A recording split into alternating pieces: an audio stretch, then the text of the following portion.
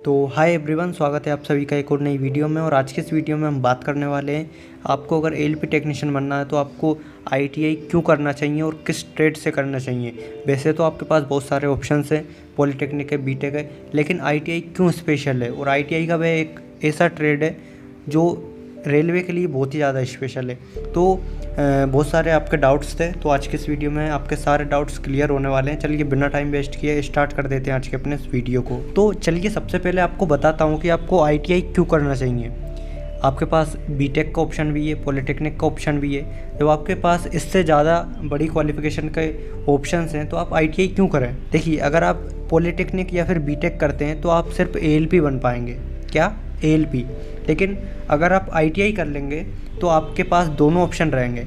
आपके अगर नंबर अच्छे हैं तो आपका एएलपी में सिलेक्शन भी हो सकता है और उसके अलावा टेक्नीशियन में भी सिलेक्शन हो सकता है। आईटीआई करने का ये फ़ायदा है कि आपको एएलपी भी बन सकते हैं, टेक्नीशियन भी बन सकते हैं, दोनों आपके पास ऑप्शंस खुले हैं। लेकिन वहीं अगर आप पॉलिटेक्निक कर लोगे या फिर बीटेक कर लोगे तो आप सिर्फ एएलपी बन पाओगे। इसके अलावा आपको पता होगा ही, जो ग्रुप डी की आने वाली वैकेंसी है उसमें आईटीआई को कंपलसरी कर दिया गया है।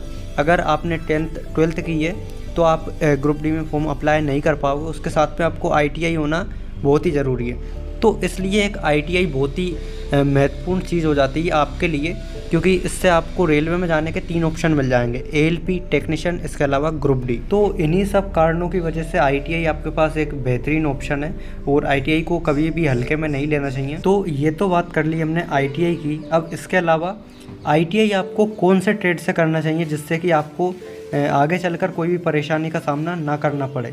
तो सबसे पहले मैं आपको आईटीआई की जितनी भी ट्रेड्स हैं जो कि एएलपी टेक्नीशियन के लिए एलिजिबल हैं उनके नाम बता देता हूं, एंड उसके बाद मैं आपको बताऊंगा कि आपके लिए कौन सा ट्रेड सही है और किस ट्रेड से आपको आईटीआई करना चाहिए। तो आईटीआई आप कर सकते हैं electrician, instrument mechanic, wireman, armature, refrigeration and air conditioning mechanic, electronics mechanic, mechanic radio and TV, fitter, mechanic motor vehicle, tractor mechanic, mechanic diesel, Turner, machinist and heat engine, millwright, maintenance and mechanic.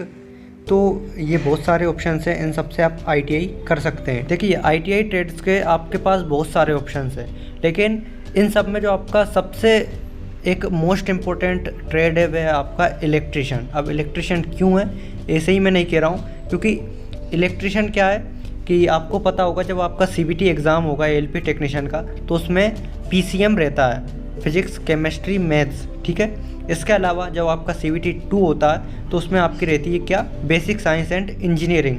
अब इसमें क्या रहता है कि सबसे ज़्यादा physics रहती है दोनों में, सीबीटी 1 में भी और सीबीटी 2 में भी। तो अब देखिए, फिजिक्स तो आपको पढ़ना ही पड़ेगा, लेकिन अगर आपने इलेक्ट्रिशियन से आईटीआई किया तो आपकी लगभग 60 से 70% फिजिक्स थ्योरी के अंदर आ जाती है, क्योंकि इलेक्ट्रिशियन की थ्योरी और फिजिक्स मतलब लगभग सेम ही है। तो इलेक्ट्रिशियन लेने से आपको फ़ायदा ये होगा कि आपका बेसिक क्लियर हो जाएगा। बेसिक नहीं, आपका लगभग 60 से 70% इलेक्ट्रिशियन की थ्योरी से क्लियर हो जाएगा आराम से। वहीं अगर आप फीटर से करते हो या फिर डीजल मैकेनिक से करते हो या अन्य किसी भी ट्रेड से करते हो तो आपको पीसीएम और बेसिक साइंस एंड इंजीनियरिंग बहुत ही अच्छे से पढ़ना होगा।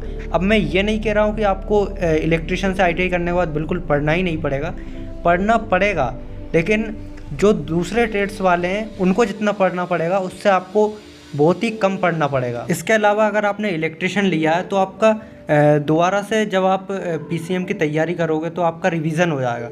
एंड इसके अलावा एक और बात और भी है कि जब भी एएलपी टेक्नीशियन की वैकेंसी आती है, जिसमें कि जो टेक्नीशियन की वैकेंसी रहती है उसमें सबसे ज़्यादा जो सीट्स रहती हैं खाली वह रहती हैं इलेक्ट्रिशियन वालों की।